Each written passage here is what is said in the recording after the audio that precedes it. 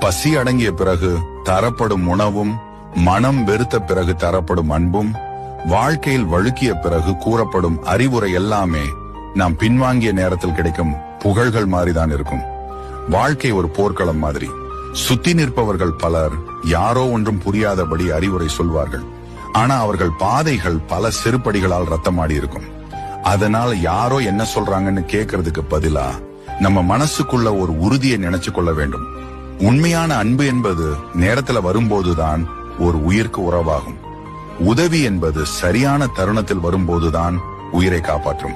நம்மை நாமே நம்பி நம்ம நெஞ்சில உரசும் காயங்களை மாற்றிக்கொள்ள வேண்டும் வலிமையாக. ஏனெனில் வாழ்க்கை என்பது வெறுமனே மூச்சு விட்டுக் கொண்டிருப்பதல்ல, உணர்ந்து வாழும் யுத்தம். விழித்துக்கொள், தேவையற்ற அறிவுரைகளை கண்டு கொள்ளாமல் உனது பாதையை நீயே தேடு. Download ShareChat.